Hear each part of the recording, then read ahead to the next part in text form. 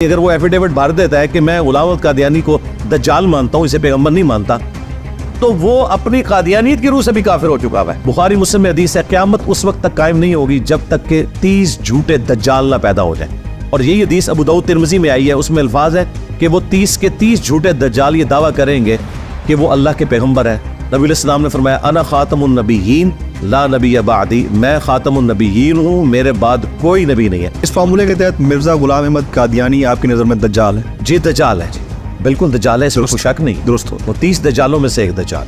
Petrol میں برکت کا روحانی علاج، سورۃ الکوثر 7 بار پڑھ کر موٹر سائیکل کی ٹنکی کے اوپر دم کریں، انشاءاللہ عز و جل پیٹرول میں برکت ہوگی اور آپ لمبا سفر طے کریں گے۔ اسی قسم کی حرکتوں نے ہماری ینگ جنریشن کو دین سے برگشتہ کر دیا ہے۔ مزار کے اوپر جا کر سجدہ کرنا، اس کے بعد پھونک مار کے کھڑا کر دینا اور پھونک مار کے کرنٹ لگا کے گرا دینا، یہ کیا ہے؟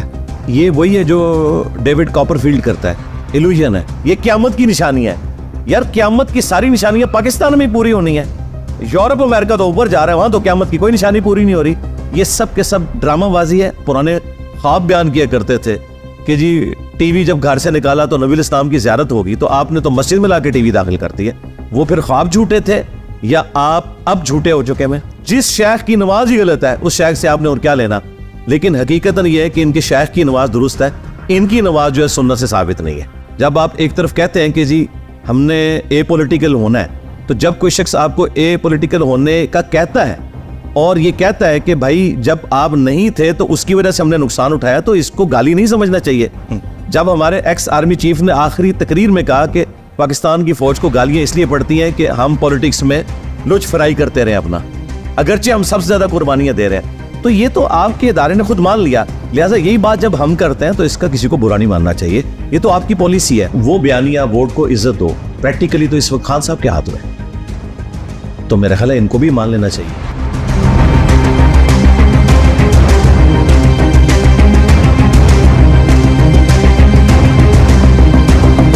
السلام علیکم، آپ کو جمیل فاروقی پوڈ کاسٹ میں خوش آمدید کہتے ہیں۔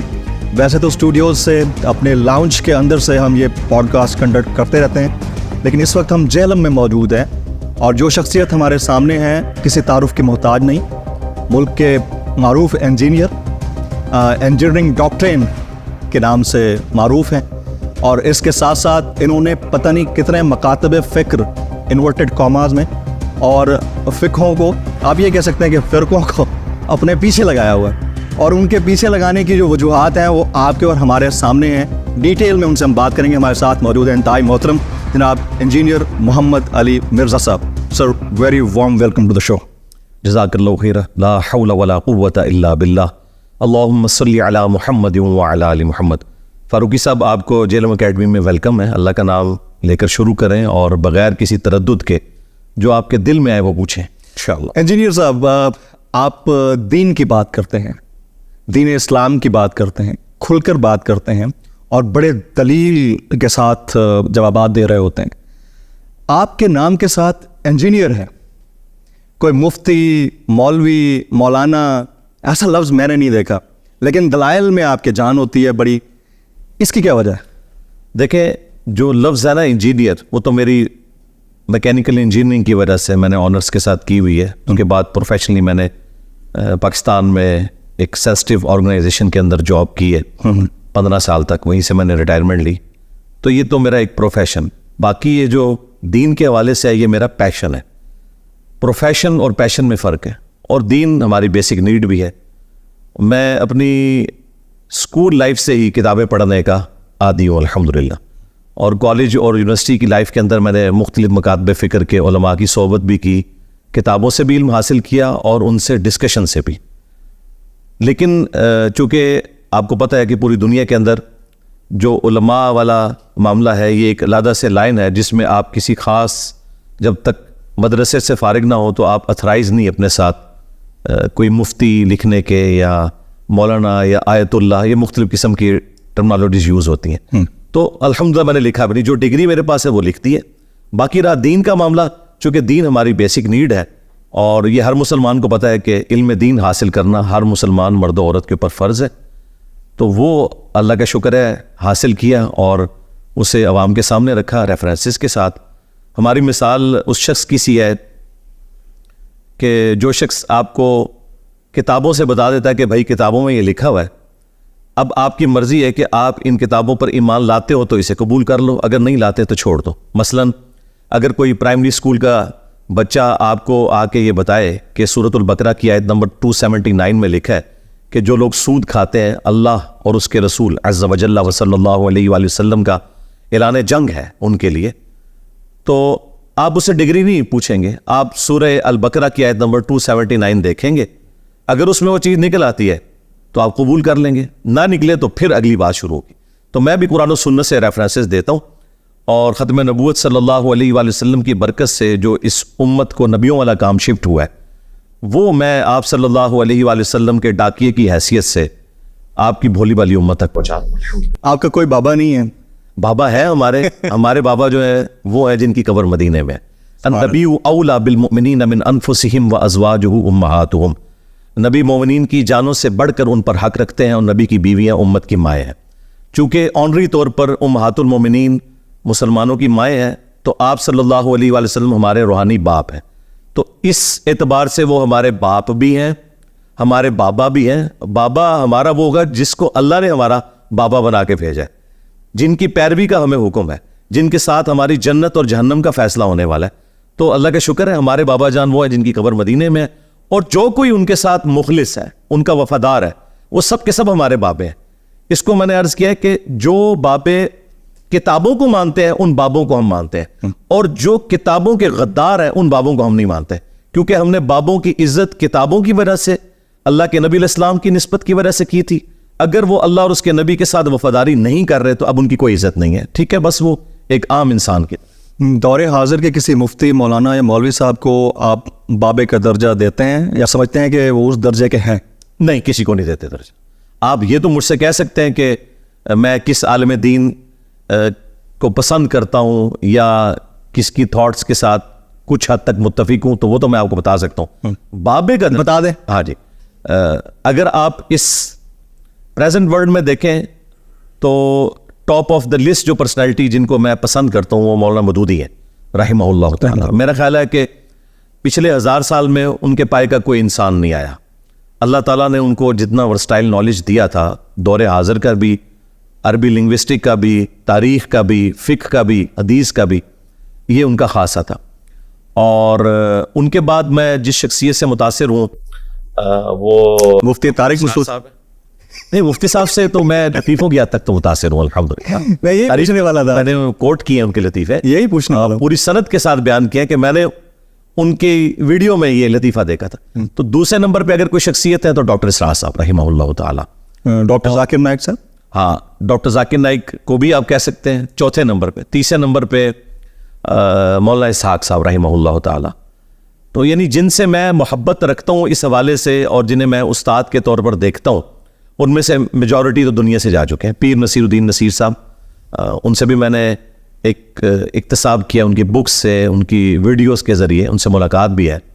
اور کمپیریٹیو ریلیجن میں ڈاکٹر ذاکر نائک, احمد دیداس صاحب اپنی کوئی مثال نہیں رکھتے, اس میں کوئی شک نہیں ہے.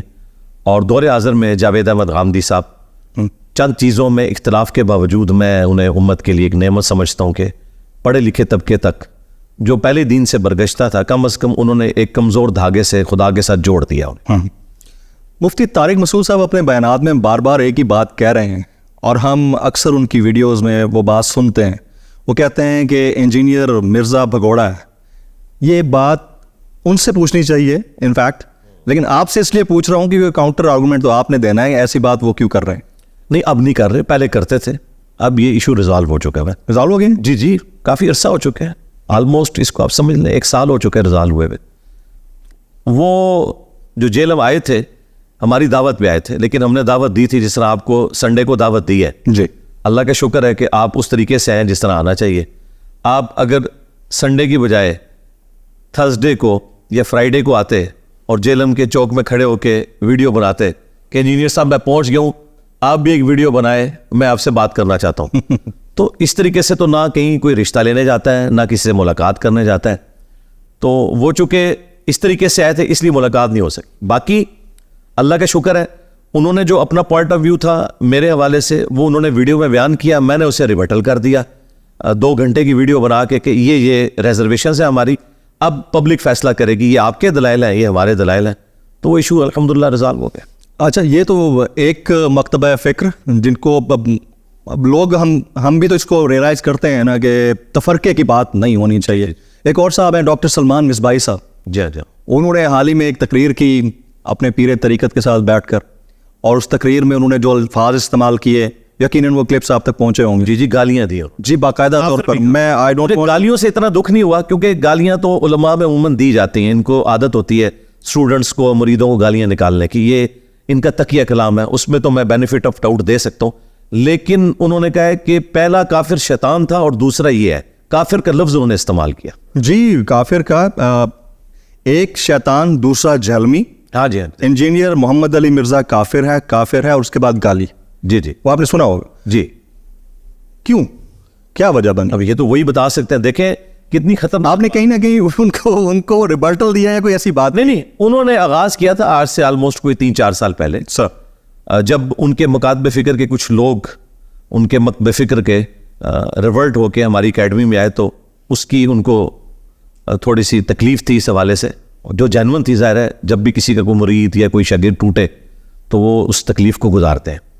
تو اس کی وجہ سے انہوں نے کئی سال پہلے ایک ویڈیو ریکارڈ کروائی تھی کہ یہ کیا ہوا, تیری کتابیں, تیرا کمرہ, تیرا کیمرہ, تیرے لوگ, کبھی بلانا ہمیں بھی تو پھر ہم تمہیں بتائیں گے کہ ہمارے بابے تھے کیا, اور لائیو پھر چلائیں گے. تو میں نے اسی وقت ان کو کہا تھا کہ آپ تشریف لے آئیں. لیکن ظاہر ہے یہ تو ان کا ایک پولیٹیکل بیان تھا, انہیں کیا پتا تھا کہ میں نے انہیں مدعو کر لینا ہے. خیر معاملہ وہ چلتا رہا. پھر میں نے ان کے بابوں سے جو میری ریزرویشنز تھی کتاب و سنت کی روشنی میں, وہ میں نے پبلک کے سامنے رکھی. اس کی وجہ سے اور لوگ ریورٹ ہوئے. اب وہ غصہ جمع ہوتے ہوتے یہاں تک پہنچا ہے کہ اس سے پہلے بھی ایک ویڈیو ان کی آئی تھی, اس میں انہوں نے گالیاں دی تھی, تو سڑ, تو مر, اس نے اپنے کمرے میں ہی مر جانا ہے, اور بڑی عجیب و غریب قسم کی باتیں. حالانکہ یہ صوفی ہونے کے دعوے دار ہیں اور نرم مزاجی صوفیاء کا ایک طور امتیاز رہا ہے. ہمیں ان سے لاکھ اختلاف, لیکن یہ ان کی ایک پازیٹیو چیز ہے. لیکن انہوں نے وہ بھی بالائے طاق رکھ دی. اور اس میں دیکھیں انہوں نے کتنا خطرناک کھیل کھیلا ہے. انہوں نے یہ کہا ہے کہ پہلا شخص جس نے بابے کا انکار کیا تھا وہ شیطان ہے, اور دوسرا انجینئر ہے. یعنی اس دوران پوری انسانی تاریخ میں جتنے لوگ پیغمبروں کے خلاف کھڑے ہوئے ہیں, فرعون, حامان, شداد, ابو جہل, ان تمام لوگوں کو انہوں نے اپنے کھاتے میں ڈال لیا ہے, مطلب اپنا بزرگ مان لیا نا. ورنہ تو کہتے ہیں کہ یہ ایک لسٹ تھی, ان میں سے تو آخری ہے. انہوں نے کہا پہلا وہ تھا, دوسرا ہی ہے. تو میں نے عرض کی تھی کہ بھئی ہم نے پیغمبر سے کوئی ٹکر نہیں لیا, ہم تو پیغمبر کی فیور میں آپ کے بابوں سے ٹکر لے رہے ہیں کہ آپ کے بابوں کی کتابوں کے اندر چشتی رسول اللہ, تھانوی رسول اللہ, اس طرح کی چیزیں ہیں. آپ لوگ مناظروں میں ان چیزوں کا دفاع کرتے ہیں. اپنی کتابوں سے نبی الاسلام کی شان میں جو یہ گستاخیاں ہوئی ہیں, کشف المحجوب میں, تذکرۃ الاولیاء کے اندر, حشت بہشت میں, سبع سنابل میں, یہ آپ نکالیں, ہمارا آپ کا جھگڑا ختم ہو جائے گا. کیونکہ ایک نبی, ایک اللہ, ایک رسول کے ماننے والے ہیں. تو ہمارا تو آپس میں کوئی اختلاف ہو ہی نہیں سکتا. اختلاف شروع ہی وہاں سے ہوتا ہے. اللہ رسول پہ تو کوئی اختلاف نہیں ہے نا. اختلاف وہاں ہوتا ہے جہاں مکاتب فکر کے لوگ اپنا بڑا کسی کو مان لیتے ہیں. تو وہ ان سے میں نے بڑے احترام کے ساتھ ڈسکشن کی تھی ویڈیو کے اندر. لیکن چونکہ ان کو غصہ ہی بہت تھا تو انہوں نے پھر اس طریقے سے نکالا. حالانکہ ہم اس کو لیگلی لے کے چل سکتے ہیں. پاکستان کے قانون میں اگر آپ کسی کو کافر کہہ دیتے ہیں تو یہ انتہائی سینسٹیو مقدمہ. Serious offence. جی جی. تو وہ میں اپنے اسٹوڈنٹس ان کے پاس بھیج رہا ہوں. ہم نے پورا پلان کیا ہے, اور انہیں جا کے وہ کہیں گے آفیشلی کہ آپ اس کے اوپر معذرت کریں جو آپ نے کافر کہا ہے. کیونکہ ہم تو آپ کو کافر نہیں کہہ رہے نا, صرف علمی اختلاف کر رہے ہیں. تو باقی جو گالیاں ہیں وہ اللہ تعالیٰ خود بدلہ دینے والا ہے. میں گالیوں کو تو میں نے معاف کیا ہوا ہے, پیشگی معاف کیا ہوا ہے. لیکن جو آپ نے کافر کا لفظ بولا ہے اور مجھے شیطان کے ساتھ لا کے کھڑا کر دیا اس حوالے سے, تو اس کے اوپر آپ معذرت کریں ویڈیو میں. اور اگر آپ نہیں کرتے تو ہم اس کے لیے قانونی راستہ, قانونی کارروائی کریں گے. ظاہر ہے ہم نے کوئی نو اسٹیٹ ایکٹر تو نہیں بھرتی کیے ہوئے. آپ کا تصوف کے اوپر بلیف نہیں ہے یا تصوف سے اختلاف ہے؟ ہم صوفیزم کہہ لیں اس کو. دیکھیں تصوف سے میرا بنیادی اختلاف یہ ہے سر کہ صوفیزم میں جو زہد والے معاملات ہیں وہ تو بالکل درست ہیں کسی حد تک, کہ آپ نے دنیا کی زندگی میں اللہ تعالیٰ کو رسپانس کرنا ہے اور شیطان کے راستے سے بچ کر پیغمبر کے راستے کو اختیار کرنا ہے. یعنی ڈاکٹرن کی حد تک تو بات درست ہے. دنیا دار آپ نے نہیں بننا, بلکہ دنیا کو اتنا یوز کرنا ہے کہ جو زندگی گزارنے کے لیے سبسسٹنس لیول کے اوپر. اختلاف ہمارا یہ ہے کہ یہ تصوف کے اندر انہوں نے فنا فی الشیخ, اس کے بعد فنا فی الرسول اور پھر فنا فی اللہ, یہ 3 انہوں نے ٹرمز ڈیوائز کی ہوئی ہیں کہ پہلے جو آپ کا شیخ ہے نا, جو آپ کو کہہ رہے آنکھیں بند کر کے آپ اس کے پیچھے لگ جائیں, جب وہ آپ کو ڈگری دے دے گا پھر آپ نبی صلی اللہ علیہ وآلہ وسلم کی ذات میں فنا ہوں گے, پھر اللہ میں. لیکن پریکٹیکلی پوری زندگی یہ شیخ میں ہی فنا رہتے ہیں. شیخ کہتا ہے تو یہ اپنے بچے بھی قتل کر دیتے ہیں, شیخ کہتا ہے تو یہ نمازیں بھی چھوڑ کے صرف تسبیح ہاتھ میں پکڑ لیتے ہیں, شیخ ان کو قرآن و سنت کے خلاف چلاتا ہے, یہ آنکھیں بند کر کے چلاتے ہیں. جس کا سب سے بڑا ثبوت یہ ہے کہ اس وقت دنیا میں سب سے بڑا جو تصوف کا سلسلہ ہے وہ سلسلہ جنیدیہ, جو بعد میں کنورٹ ہو گیا تھا سلسلہ قادریہ میں, چونکہ شیخ عبد القادر جیلانی المتوفا 561 ہجری وہ سلسلہ جنیدیہ میں ایک ڈومیننٹ بزرگ کی حیثیت سے بعد میں آئے, تو انہوں نے اپنے نام کے ساتھ, ان کا نام عبد القادر تھا, تو ایک قادری سلسلہ. تو یہ انٹرنیشنل سلسلہ ہے, یہ آپ کو آل اوور دا ورلڈ ملے گا. آپ سوڈان میں چلے جائیں, آپ افریقن دوسرے ملکوں میں چلے جائیں, انڈونیشیا, ملیشیا, سب کانٹیننٹ میں آپ کو ہر جگہ قادری سلسلے کے لوگ تصوف میں ملیں گے. اب سلسلہ ان کا قادری ہے. شیخ عبد القادر جیلانی رحمۃ اللہ علیہ نے اپنی کتاب غنیت الطالبین میں نماز کا وہی طریقہ لکھا ہے جو بخاری مسلم میں, رفع دین کے ساتھ, دین کے ساتھ رکوع میں جاتے وقت اور رکوع سے اٹھتے وقت. جبکہ یہاں پہ جتنے قادری ہیں, چاہے وہ ڈاکٹر طاہر القادری ہوں, چاہے وہ باپا جانی الیاس قادری ہوں, یہ تو رفع الدین سے چڑھتے ہیں. طاہر القادری صاحب تو پھر بھی تھوڑے ماڈریٹ ہیں. باقی جو ان کے اسٹرانچ قسم کے جتنے قادری ہیں وہ سارے کے سارے کہتے ہیں یہ تو مکھیاں مارنا ہے, یہ تو بغلوں میں بت رکھ کے آتے تھے تو رفع الدین ہوتا تھا. تو ہم ان سے صرف یہ پوچھتے ہیں کہ آپ فنا فی شیخ کیوں نہیں ابھی تک ہوئے؟ آپ عبد القادر جیلانی میں فنا نہیں ہوئے ابھی تک کہ ان کی نماز کا طریقہ ہی آپ اڈاپٹ نہیں کر سکے, اور الٹا آپ اس نماز کے طریقے کو غلط سمجھتے ہیں. تو جس شیخ کی نماز ہی غلط ہے اس شیخ سے آپ نے اور کیا لینا. لیکن حقیقتاً یہ ہے کہ ان کے شیخ کی نماز درست ہے, ان کی نماز جو ہے سنت سے ثابت نہیں ہے. 11ویں شریف عبد القادر جیلانی کی طرف انہوں نے منسوب کی ہوئی ہے, لیکن 11ویں کے اوپر صرف لنگر پکا کے کھاتے ہیں. ان کی کتاب سے نماز کا طریقہ نہیں پبلک کو بتا سکتے. کچھ بھی حالات ہو جائیں, اس چیز سے تو ہم ڈینائی بہرحال نہیں کر سکتے کہ جو دلیل آپ دے رہے ہیں اس کے اندر وزن ہوتا ہے. میں نے کئی ویڈیوز آپ کی دیکھی. ریسرچ آپ خود کرتے ہیں یا آپ نے کوئی ریسرچر رکھا؟ دیکھیں, ریسرچر تو نہیں رکھا. ریسرچر کوئی ہوتا تو کوئی ایک آدھ انجینئر اور بھی پروڈیوس ہو جاتا. یہ دنیا میں اتنی ہلچل مچی ہوئی ہے تو کس وجہ سے مچی ہے؟ دیکھیں, اللہ تعالیٰ نے مجھے غیر معمولی صلاحیت دی ہے انجینئر ہونے کی وجہ سے کمپیریٹیو اسٹڈی کرنے کی. انجینئرنگ یونیورسٹی میں بھی میں نوٹس خود بنایا کرتا تھا, آج تک میرے نوٹس چلتے ہیں میکینیکل انجینئرنگ میں. تو یہ کمپیٹنسی میں نے یونیورسٹی سے حاصل کی. اس کے بعد دین کو تو میں پیرلل میں اسٹڈی کر رہا تھا. مجھے اللہ تعالیٰ نے اتنا حوصلہ دیا کہ میں تمام مکاتب فکر کی بکس کو, ان کے علماء کی تحقیقات کو اسٹڈی کرتا ہوں, پھر ان کے جو بڑے علماء ہیں ان کی ویڈیوز کو دیکھتا ہوں, پھر ایک دوسرے کے خلاف جو یہ لکھتے ہیں وہ بھی پڑھتا ہوں, اور آخر میں قرآن و سنت سے دلائل کو ویریفائی کرتا ہوں کہ کس کی کون سی بات قرآن و سنت کے مطابق ہے اور کون سی نہیں ہے. اب یہ کام باقی مکاتب فکر کے لوگ نہیں کر سکتے. اس کی وجہ یہ ہے کہ ایک بریلوی اسکول آف تھاٹ کا جو مدرسہ ہے اس میں صرف بریلویت سے ریلیٹڈ چیزیں پڑھائی جاتی ہیں. انہیں دیوبند اور اہل حدیث اور اہل تشیع سے متعلق صرف نیگیٹو باتیں بتائی جاتی ہیں. لڑائی ہو جائے گی نہیں تو. ہاں, لڑائی ہو جائے گی, وہ چاہتے ہی. ہاں اچھا. اسی طریقے سے دیوبند اور اہل حدیث جو ہے ان کو مخالفین کی کمزوریاں بتائی جاتی ہیں, اپنی کمزوریاں نہیں بتائی جاتی. میں چونکہ سب کو سنتا ہوں, ایک دوسرے کے خلاف بھی تقریر سنتا ہوں, پھر ان کا اپنا بھی پوائنٹ آف ویو سنتا ہوں. دیکھیں, جب تک آپ ایک اہل حدیث سے نہیں پوچھتے جا کے کہ تم اماموں کے گستاخ ہو یا نہیں, تو وہ آپ کو بتائے گا بھی میں اماموں کا گستاخ نہیں ہوں. میں کہتا ہوں کہ حدیث کے مقابلے میں امام کا قول نہیں لیا جائے گا, تو بات تو ٹھیک کر رہے ہیں. لیکن بریلوی دیوبندی کہتے ہیں یہ اماموں کے گستاخ ہیں, یہ ان کو گالی دے رہے ہیں. اسی طریقے سے بریلوی اور دیوبندی اگر حیات النبی کا کوئی عقیدہ رکھے ہوئے تو اہل حدیث کا کام ہے ان سے جا کے پوچھے کہ بھئی آپ اس سے مراد کیا دنیا والی حیات لے رہے ہیں یا آخرت کی لے رہے ہیں؟ کیا آپ نبی اسلام کے بارے میں یہ عقیدہ رکھتے ہیں کہ وہ دنیا سے گئے ہی نہیں ہیں؟ جب تک ان سے کلیریفائی نہیں کریں گے, صرف چند ایک چھوٹے درجے کے علماء کی باتیں اٹھا کے ایک دوسرے کے اوپر چڑھ دوڑنا, میں ایسا نہیں کرتا. پوری ورکنگ کرتا ہوں کمپیریٹیو اسٹڈی کے بعد. جہاں مجھے کوئی ایمبیگوٹی آتی ہے میں بڑے علماء سے رابطہ کر کے ان چیزوں کو کنکلوڈ کرتا ہوں. تو میں نے تو آلموسٹ اپنی زندگی کے آپ سمجھ لیں 25-30 سال اسی کام میں لگائے. تو آلموسٹ 15-20 سال لگانے کے بعد میں اس ہاٹ سیٹ پہ آ کے بیٹھا ہوں.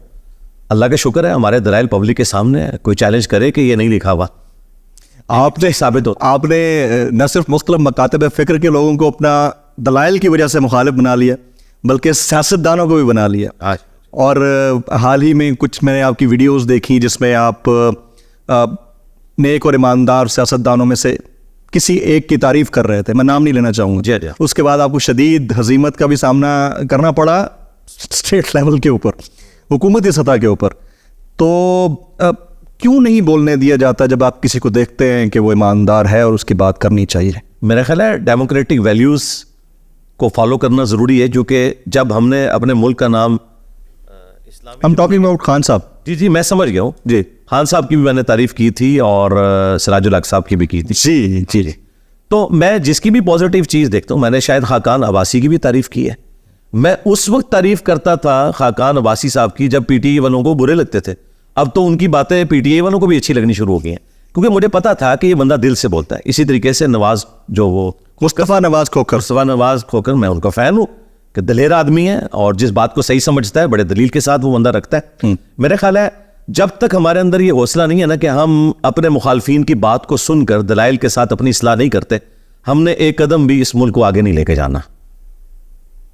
جن قوموں کی ترقی کی مثالیں ہم دیتے ہیں نا, وہاں تو کتنی ڈیبیٹس ہوتی تھی. اگر آپ فرینچ ریولوشن کے بعد جو معاملات ہوئے ہیں, جو لیفٹ کے لوگ تھے, جو رائٹ کے لوگ تھے, جس طرح آپس میں ڈسکشن کرتے تھے, وہ تو یہ آپ کی مچھلی منڈی تو اس کے مقابلے میں شاہی کوئی نہیں ہے.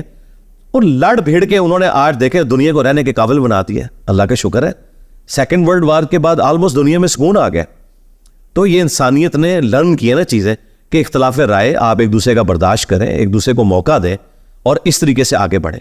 جب آپ ایک طرف کہتے ہیں کہ جی ہم نے اے پولیٹیکل ہونا ہے, تو جب کوئی شخص آپ کو اے پولیٹیکل ہونے کا کہتا ہے اور یہ کہتا ہے کہ بھائی جب آپ نہیں تھے تو اس کی وجہ سے ہم نے نقصان اٹھایا, تو اس کو گالی نہیں سمجھنا چاہیے.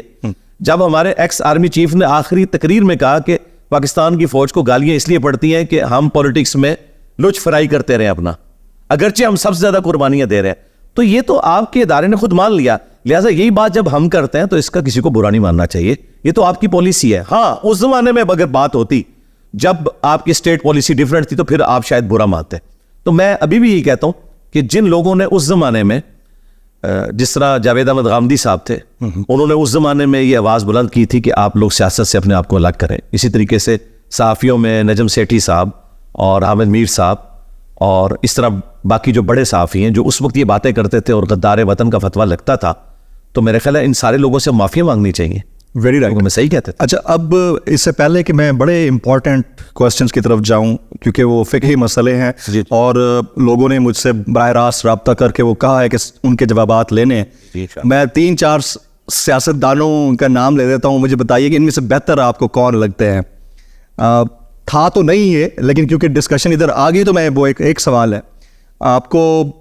نواز شریف صاحب, شہباز شریف صاحب, مریم نواز صاحبہ, بلاول بھٹو صاحب, آصف زرداری صاحب, عمران خان صاحب اور مولانا فضل الرحمان صاحب, ان سب میں سے بہتر کون لگتا ہے؟ سراج الحق صاحب کو آپ نے نکال دیا. وہ تو ہے ہی ہے, وہ تو سپر پولیٹیشین. دیکھیں خان صاحب کے معاملے میں جو ایک غلوف والا تھوڑا سا ایلیمنٹ ہوا, اس کو اگر نکال دیا جائے, جو انہوں نے اسٹیبلشمنٹ کے حوالے سے ایک ریڈ لائن کو کراس کیا, 9 مئی والا معاملہ, جی 9 مئی والا واقعہ, اس کو اگر نکال دیا جائے تو میرا خیال ہے اس وقت ساری جماعتوں کو یہ مان لینا چاہیے کہ جو آپ کا ایک رونا دھونا تھا چارٹر آف ڈیموکریسی کے پوائنٹ آف ویو سے کہ فوج کو اے پولیٹیکل ہونا چاہیے, تو وہ بیانیہ ووٹ کو عزت دو, پریکٹیکلی تو اس وقت خان صاحب کے ہاتھ میں, تو میرا خیال ہے ان کو بھی مان لینا چاہیے.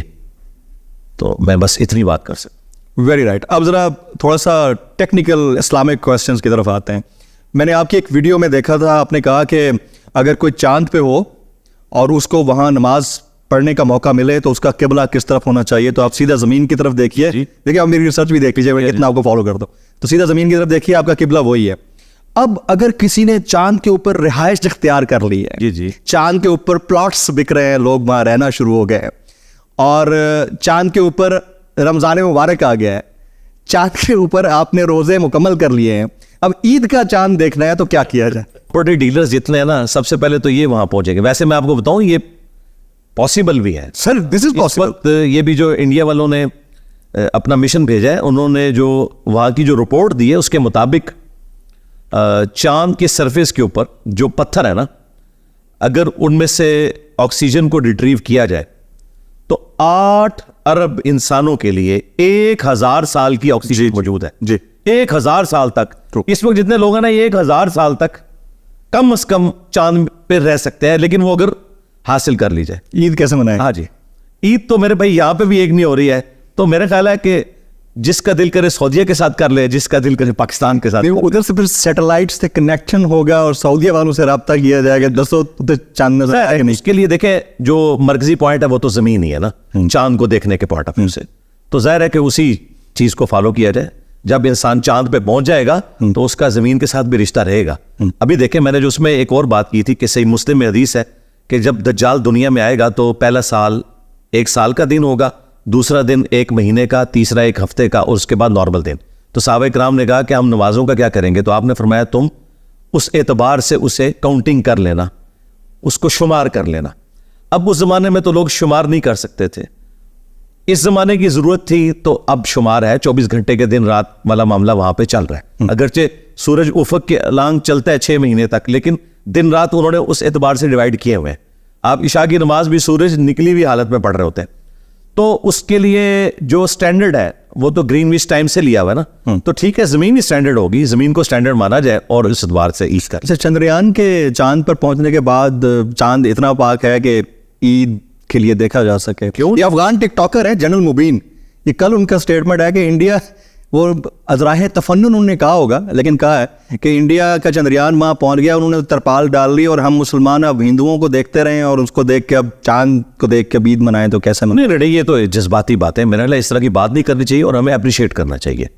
میں تو اور کمپیٹ بھی کرنا چاہیے. جی, میں خوش ہوں اس اعتبار سے کہ شکر ہے کہ سب کانٹیننٹ کے لوگوں نے جو دنیا کو کسی زمانے میں لیڈ کرتے تھے, سونے کی چڑیا تھی یہ جگہ, گورے ہمارے بعد آ کے ایسٹ انڈین کمپنی بنا کے ہم سے سب کچھ ہتھیا کے ہمیں پیچھے چھوڑ کے.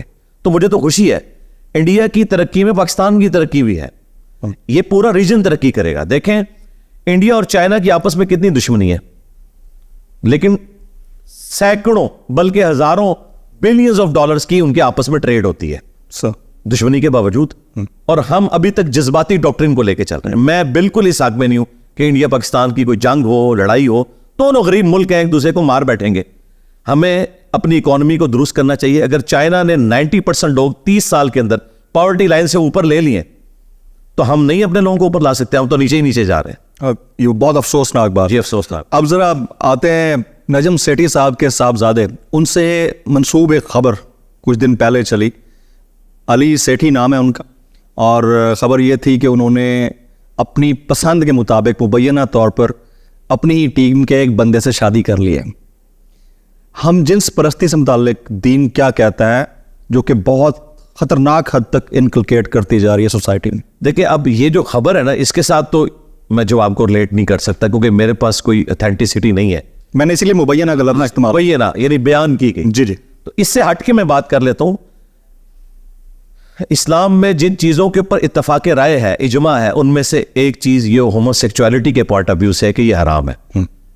اور میں آپ کے کیمرے کی وساطت سے اتنی حیران کن بات کروں کہ قرآن پاک میں بدکاری اور زنا کی اتنی مذمت نہیں آئی ہے جتنی اس کام کی آئی ہے. کیونکہ لوط علیہ السلام کی قوم کی ہلاکت کی وجہ زیادہ دفعہ ڈسکس ہوئی ہے ایز کمپیئر ٹو اس معاملے کے. تو اس کی حرمت کے اوپر تو اجماع ہے. نہ مرد کی مرد سے شادی ہو سکتی ہے, نہ عورت کی عورت سے شادی ہو سکتی ہے. ظاہر ہے کہ انسانیت کا پورا سسٹم مرد و عورت کی وجہ سے چل رہا ہے, ایک خاندانی نظام کی وجہ سے. تو اگر اس قسم کی شادیاں شروع ہو جائیں گی تو آپ کسی ایک قطعے زمین کے اوپر 1000 مرد جوڑے بسا دیں تو 100 سال کے اندر آپ ان کی ہڈیاں وہاں سے اٹھائیں گے. لیکن مرد و عورت کے اگر 1000 جوڑے وہاں سے بسا دیں آپ اور ہوں وہ پاکستانی, تو ہو سکتا ہے لاکھوں کی تعداد میں آپ کو بندے اور مل جائیں. تو انسانیت چل رہی اسی برکت سے ہے. اور باقی یہ تو ایک جذباتی چیزیں ان کی, اللہ تعالیٰ ان کو معاف کرے. ان کا ریلیجن کے ساتھ اس طرح کے لوگوں کا بڑا ایک کمزور سا رشتہ ہوتا ہے, ان کو ریلیجن کے نہ ہونے کے برابر. جی ہاں. تو میرا خیال ہے ان کے اوپر زیادہ غم بھی نہیں کھانا چاہیے. اس سے بڑا غم یہ ہے کہ انہیں خدا کی شناخت ہو, پھر وہ شریعت کو سیریس لیں گے نا. انجینئر صاحب ایک اور چیز غم کھانے والی وہ یہ ہے کہ ہمارے ہاں جس طرح ابھی شادی کی بات ہو رہی تھی، شادیوں کے سلسلے کی، کیونکہ اللہ تعالیٰ نے جوڑوں کی شکل میں پیدا کیا ہے مخلوق کو، تو اس میں اب شادی کی طرف جانے کی بجائے ہماری ہی سوسائٹی کے اندر لیونگ ریلیشن شپ کا ٹرینڈ زیادہ جو ہے اس وقت ترویج پا رہا ہے. اس کی وجہ کیا ہے؟ ایک تو یہ سوشل فیبرک خراب ہونے کی وجہ کیا ہے، دوسرا یہ کہ کیا نوجوان نسل کو جو آپ کے اتنے بڑے فالوورز ہیں، ملینز میں ویڈیوز کے اوپر آپ کی ویوز ہوتے ہیں، اس کے اوپر آپ نے کتنے بیانات دیے؟ میرے تو بہت سارے بیانات ہیں. میں نے تو اسلام کے سیکس ڈسپلن کے اوپر جتنی گفتگو کی ہے اور بارہا اپنی ویڈیوز میں کہا کہ مجھے اسلام کی 2 چیزیں ٹاپ آف لسٹ پسند ہے. نمبر 1 عقیدہ توحید، جو آپ کو دنیا کے ہر جھوٹے خدا سے، بدماش سے آزاد کر دیتا ہے اور آپ ایک اللہ کے سامنے جھکتے ہیں. اور دوسری چیز اگر کوئی ہے نا اسلام کی جو مجھے سب سے زیادہ پسند ہے، وہ سیکس ڈسپلن ہے. سیکس اتنا پورٹنٹ جذبہ ہے کہ اس کے لیے اسلام والی ڈسپلن چاہیے تھا جو سورہ نور میں آیا کہ پہلے مردوں کو حکم ہوا ہے کہ مؤمن مردوں سے کہو کہ اپنی نگاہوں کو نیچا رکھیں، اور مومنہ عورتوں سے کہو کہ وہ اپنی نگاہوں کو نیچا کریں. اور پھر جس طریقے سے پردے والا معاملہ ہے، امہات المومنین کا بھی پردہ ہے صحابہ کرام سے، تو باقی چیزیں تو آپ چھوڑ دیں. تو یہ واقعی ڈیزرو کرتا تھا. فرائیڈ نے تو ابھی آ کے یہ بات کی نا کہ سب سے امپورٹنٹ جذبہ جو ہے وہ سیکس ہے. قرآن پاک تو سورہ ال عمران میں پہلے ہی کہہ رہا ہے کیا زین للناس حب الشہوات من النساء، پہلے نمبر کے اوپر جو دنیا میں مزین کی گئی چیزیں ہیں ان میں سے یہ سیکس ایک امپورٹنٹ جذبہ ہے. باقی اس کی وجہ کیا ہے؟ اس کی وجہ اگر سب سے بڑی کوئی ہے نا تو ہمارا میڈیا جی. میڈیا جو گلیمرائز کر کے ان چیزوں کو دکھا رہا ہے جن کا پریکٹیکل لائف سے کوئی تعلق نہیں ہے. پریکٹیکل زندگی بہت مشکل ہے جس طرح کی زندگی یہ لوگ دکھا رہے ہوتے ہیں. دیکھیں جب ہم لوگ چھوٹے چھوٹے تھے نا، اس وقت جو ڈرامے لگتے تھے نا ان سے مورل لیسن ملتے تھے. اندھیرا اجالا تھا، دھواں، گیسٹ ہاؤس جی اچھا ایک ڈرامہ تھا، اور اس کے علاوہ آغوش بہت اچھا ڈرامہ تھا، اور اشفاق صاحب کا منچلے کا سودا. یعنی آپ کچھ لے کے نکلتے تھے اس میں سے. آرٹ بھی لگائے تو آپ کو لگے گا کہ یہ ڈرامے ہوا کرتے تھے. اور انٹرٹینمنٹ بھی اگر ہوتی تھی 50-50. آج بھی اس کے مقابلے کا کوئی پروگرام نہیں ہے. کوئی ولگر چیز نہیں ہوتی تھی، اس کے باوجود ہر طرح کا میسج بھی ڈلیور ہو جاتا تھا. اور آپ دیکھیں اس وقت سڑکیں ویران ہو جایا کرتی تھی. 8 سے 9 جب ڈرامہ لگتا تھا سڑکیں ویران ہو جاتی تھی. بانو قدسیہ کا ڈرامہ آ رہا ہے، اشفاق احمد کا ڈرامہ جی ان کا آ رہا ہے. اور لوگ اتنے شوق سے، بلکہ چند گھروں میں ٹی وی ہوا کرتے تھے، لوگ ان گھروں میں جمع ہوتے تھے اور ڈرامہ دیکھتے تھے. اب یہ جو ڈرامے دکھا رہے ہیں یہ تو اس زمین کی مخلوق ہی نہیں ہے. یہ پاکستان کیا دنیا کے معاشرے کا بھی 0.0001% لوگ ہیں جن کی زندگی یہ دکھا رہے ہیں. اس کا عام بندے کی زندگی کے ساتھ تو کوئی تعلق ہی نہیں. چند ایک آپ کہہ سکتے ہیں کہ کوئی ڈرامے ایک اچھے ہیں، ادروائز تو مطلب اس وقت جو ڈرامے ہیں تو ڈرامہ بازی لگائی. یوٹیوب اور دیگر سوشل میڈیا ایپس، ان کی ارننگ حلال ہے حرام ہے؟ ہمارا تو پوائنٹ آف ویو اس میں یہ ہے کہ جو ایڈز شریعت کے مطابق ہیں ان کی کمائی حلال ہے، اور جو ایڈز شریعت کے مطابق نہیں ہے ان کی کمائی حرام. کون سے ایڈز شریعت کے مطابق؟ یہ کیسے طے کریں گے؟ آپ شراب کی مشہوری کا ایڈ چلاتے ہیں تو اسلام میں تو جامع ترمذی میں واضح حدیث ہے، شراب نکالنے والا، شراب بیچنے والا، خریدنے والا، اسے لوڈ کرنے والا، سواری پہ ان لوڈ کرنے والا، 10 طرح کے لوگوں کے اوپر نبی الاسلام نے لعنت فرمائی ہے. تو ظاہر ہے کہ اس کی ایڈورٹیزمنٹ بھی حرام ہوگی. صابن ہے، شیمپو ہے، اس کا استعمال حلال ہے. چکن ہے، یہ وہ چیزیں جن کے استعمال ہماری بیسک نیڈز میں آتا ہے، ان کی اگر ایڈورٹیزمنٹ ہو، اور اس میں بھی ہم تو جے پی جیز جو امیجز ہیں ان تک قائل ہیں. ویڈیوز کے اندر تو یہ شیونگ بلیڈ کے اشتہار کے اندر بھی لا کے عورت کو داخل کرتے ہیں جو تک ہی کوئی نہیں بنتا. تو اب وہ منظر جو عام حالت میں اسلام نے سیکس ڈسپلن کی وجہ سے دیکھنا حرام قرار دیا ہے، وہ ویڈیو میں آپ چلائیں اور پھر کہیں کہ اس سے انکم حاصل کریں، تو ظاہر ہے کہ اس کو میں جسٹیفائی تو نہیں کر سکتا. اسی لیے دیکھیں مفتی تقی عثمانی صاحب کا بھی فتویٰ آ چکا ہے کہ جائز نہیں ہے. بالکل ان کا فتویٰ آ چکا ہے، کیٹاگوریکلی حرام نہیں ہے. اگر یہ تمام جو حدود و قیود ہے ان کے آپ کنسٹرینٹس کا خیال رکھیں تو پھر اس کے اوپر کوئی. اچھا میں لیٹ می ریفریز مائی کوسچن. ایک تو ہے اس کی کمائی، ایک ہے اس سسٹم کے اندر رہتے ہوئے ان ایپس کے اوپر موجود رہنا. کیا وہ موجودگی پاک ہے یا ناپاک ہے؟ نہیں، موجودگی تو رکھیں گے. دیکھیں چھری سے بندہ بھی مار سکتے ہیں، سبزی بھی کاٹ سکتے ہیں. چھری کو آپ کیسے حرام کہہ سکتے ہیں؟ اس کی خرید و فروخت کو. اسی طریقے سے جو آپ کے گیجٹس ہیں ان کا استعمال پازیٹیو بھی ہے نیگیٹو بھی ہے. آپ اس طرح کیٹاگوریکلی تو نہیں کہہ سکتے کہ چونکہ زیادہ نیگیٹو استعمال ہے تو حرام ہو جائے گا. شریعت میں کسی چیز کو حرام کہنے کے لیے آپ کے پاس محکم دلائل چاہیے. دیکھ لیں ہمارے علماء کل تک ویڈیو کیمرے کو حرام کہتے تھے, پھر آہستہ آہستہ انہوں نے کہا نہیں بہتر ہے بچیں لیکن حرام نہیں ہے. پھر انہوں نے کہا کہ مباح ہے, نہ گناہ ہے نہ ثواب ہے.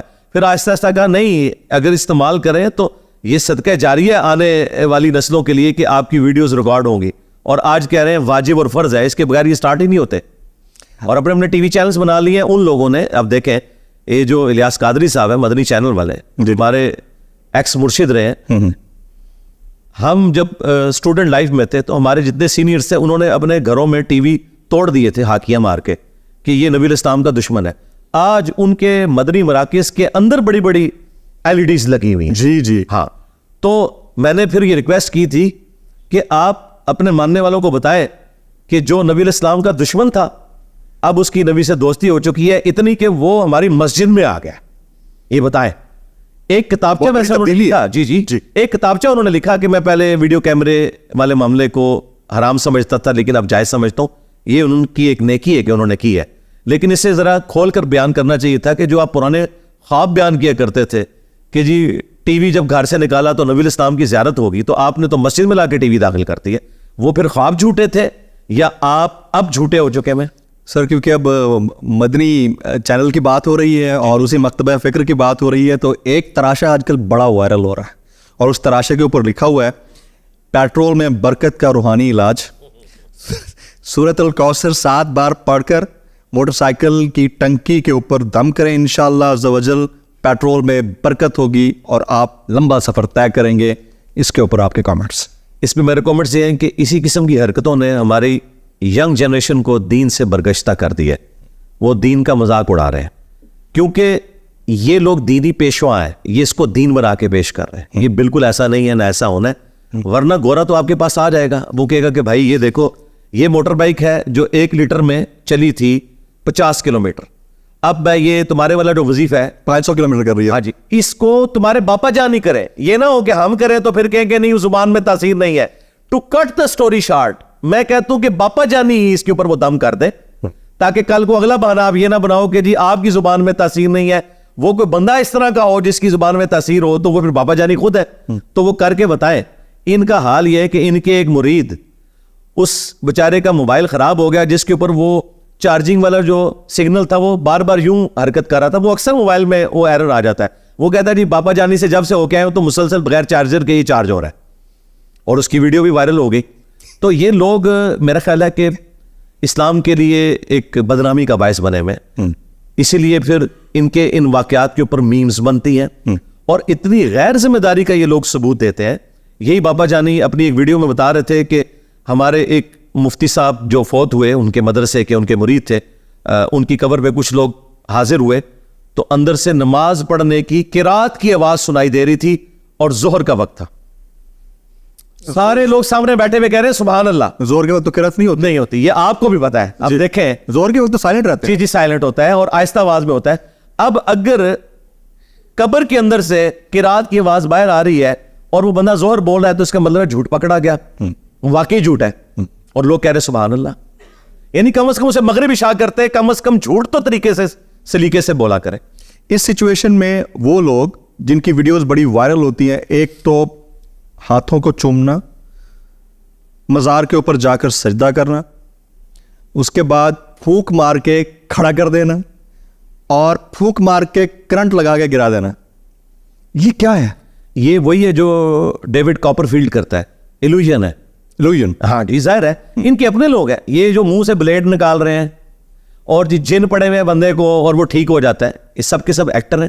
مجھے بتائیں David Copperfield Statue of Liberty اس نے غائب نہیں کیا, کیمرے کے اندر کیا جی. پورا ایک بوئنگ 747 غائب کر دیا, پوری ٹرین غائب کر دی, دیواریں چین میں ایک طرف سے داخل ہوا دوسری طرف سے نکل گیا, ٹھیک ہے, ایک بندے کے 2 ٹکڑے کر دیے بعد میں جوڑ دیے.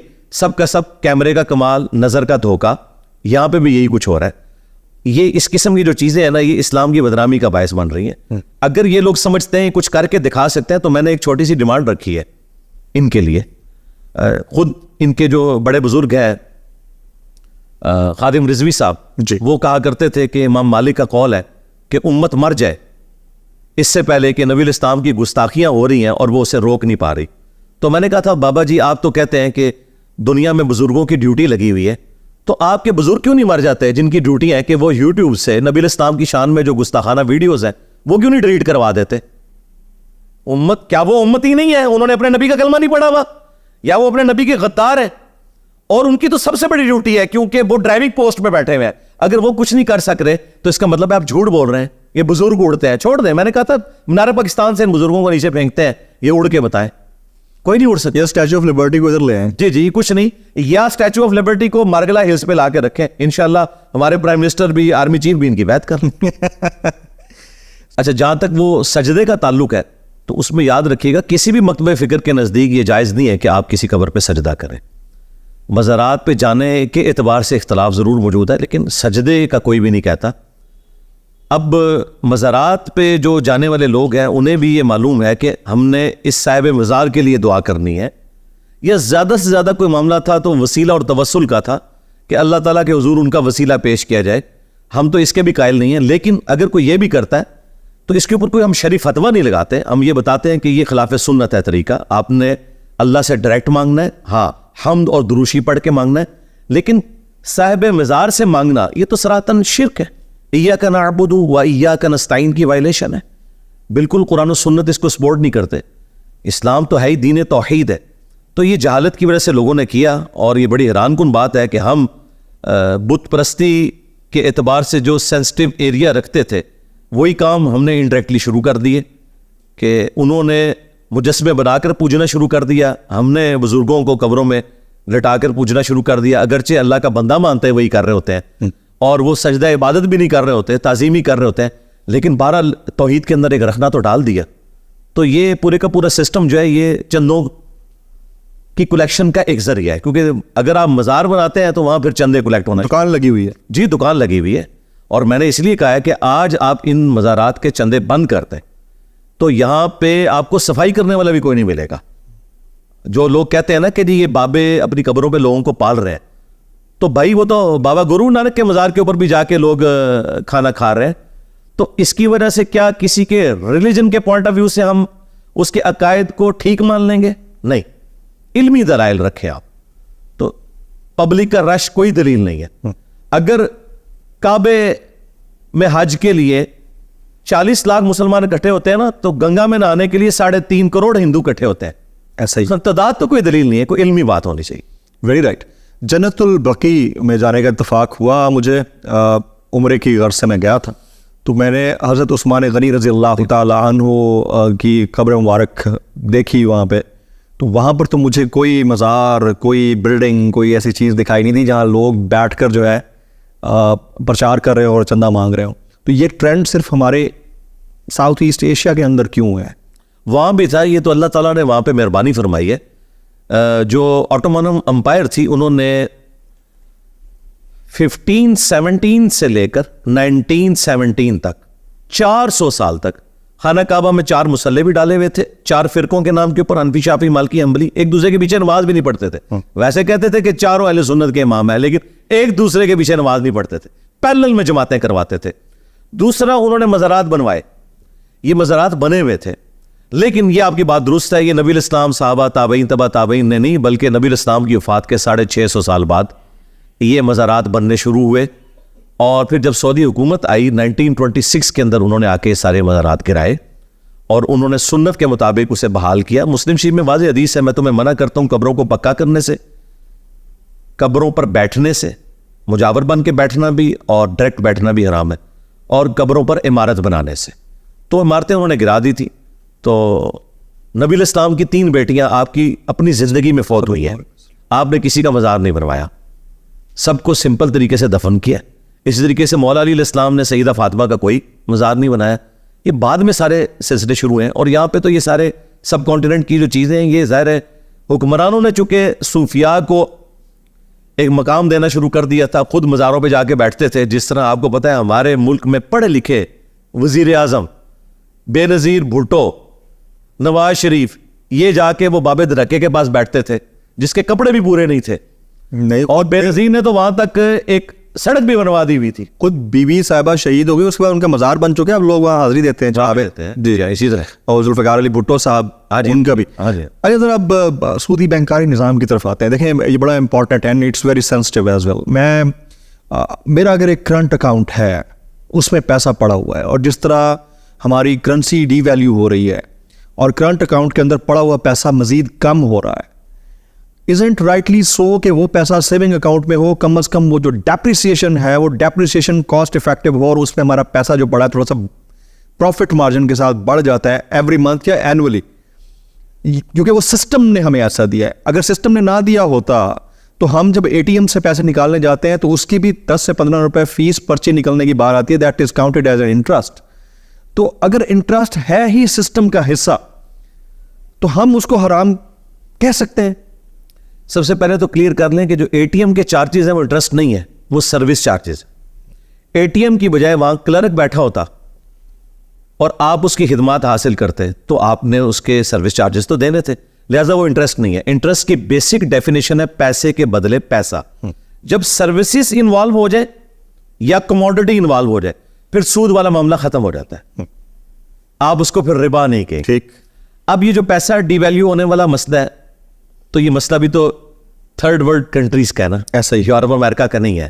اچھا, کتنی حیران کن بات ہے کہ ہمارے جو وائزین ہیں وہ حکمرانوں کو خوش کرنے کے لیے کہ کہیں کسی کے اندر کوئی تڑپ نہ پیدا ہو جائے سسٹم کو چینج کرنے کی, وہ ہمیں میٹھی نیند سلا دیتے ہیں یہ کہہ کے کہ آپ کو گناہوں کی سزا مل رہی ہے. یہ قیامت کی نشانی ہے یار, قیامت کی ساری نشانیاں پاکستان میں پوری ہونی ہے.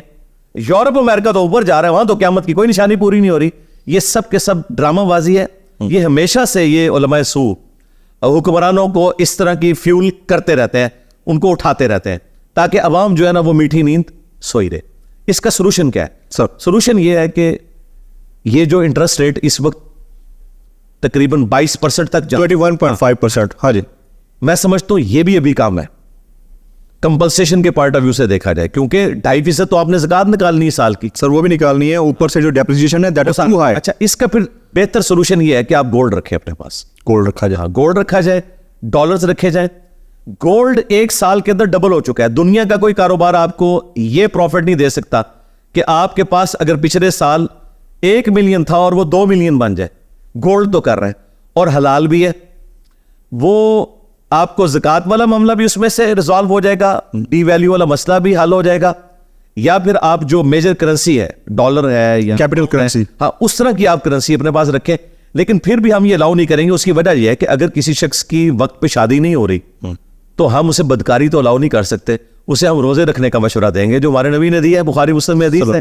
اے نوجوانوں کے گروہ, جس میں استطاعت ہو, یعنی وہ فائنینشلی سپورٹ کر سکتا ہو فیملی کو, تو وہ نکاح کر لے, کیونکہ نکاح کرنا آنکھوں کو نیچا رکھتا ہے اور تمہاری شرمگاہ کی حفاظت اور عفت اور عصمت کی حفاظت کا ذریعہ ہے. اور جو نکاح کی استطاعت نہ رکھے اسے چاہیے کہ روزے رکھ کے اپنی شہوت کو ٹھنڈا کرے. تو آلٹرنیٹیو سولوشن یہ ہے کہ آپ گولڈ کی شکل میں اپنی سیونگز کو رکھیں. اب آ جاتے ہیں ذرا عذاب قبر. جو ہم نے باتیں سنی ہیں, دیکھیں ہمارا اکثر جو فیتھ ہے وہ ڈیولپ ایسے ہوتا ہے جو ہمیں فیملی سے ملا ہے. جی جی. اور یہ فارچونیٹ کہیں انفارچونیٹ کریں, بہرحال اس کو فالو کرنا پڑتا ہے. عذاب قبر اور روز محشر پہ ہونے والے حساب کے درمیان کیا فرق ہے اور اس کو کس طرح سے سمجھا جائے دین اسلام؟ دیکھیں, اسلام کی روح سے قرآن حکیم میں اللہ تبارک و تعالیٰ نے اپنے جو مجرمین ہیں ان کے لیے عذاب کی 4 قسطیں بیان کی ہیں. سب سے پہلی قسط آئی ہے سورہ السجدہ کے اندر کہ ہم دنیا کی زندگی میں بھی انہیں کچھ تکلیف دیں گے تاکہ یہ ہماری طرف پلٹ آئے. اس کے لیے عذاب کا لفظ استعمال ہوا, یعنی تکلیف. تو پہلی عذاب کی قسط دنیا میں آتی ہے تاکہ آپ اللہ کی طرف پلٹ آئے. وہ اللہ تعالیٰ آپ کو ایک موقع پرووائڈ کرتا ہے. اگر آپ نے وہ اویل نہ کیا تو پھر اب دوسری قسط آنی ہے. وہ ہے سورہ المائدہ میں, سورۃ النساء میں, سورۃ الانعام میں اور سورتوں میں کہ جب باغی لوگوں کی موت کا وقت قریب آتا ہے تو قرآن میں ہے کہ فرشتے ان کے منہ اور پیٹھوں کے اوپر ہتھوڑے مارتے ہیں اور کہتے ہیں نکالو جان اپنی. یہ دوسری قسط ہے جو عذاب کی ہر ایک بندے کو آنی ہے. تیسری قسط ہے جو قبر والی ہے. قبر تو ایک استارہ ہے, اصل میں یہ برزخ ہے, ان سین بیریئر. وہ مٹی کی ڈھیری بھی ہو سکتی ہے, وہ سمندر کا پیندا بھی ہو سکتا ہے, وہ ایئر کریش میں آپ کی لاش کا ہواؤں میں بکھرنا بھی ہو سکتا ہے, وہ شیر کا پیٹ بھی ہو سکتا ہے. وَمِن وَرَائِهِمْ بَرْزَخٌ إِلَى يَوْمِ يُبْعَثُونَ, سورۃ المومنون کی آیت نمبر 100 ہے. ان کے مرنے سے لے کر قیامت تک ان سین پیریئر. چونکہ عموماً قبر میں دفن کیا جاتا ہے اس لیے قبر کی بات ہوتی ہے, ورنہ یہ برزخ ہے, ان سین پیریئر. اس کا ذکر بھی قرآن میں موجود ہے سورۃ المؤمن میں, جسے سورہ غافر کہتے ہیں, کہ فرعونی صبح و شام آگ پر پیش کیے جاتے ہیں, اور پھر جب آخرت کا دن آئے گا تو بڑی آگ میں پیش کیے جائیں گے.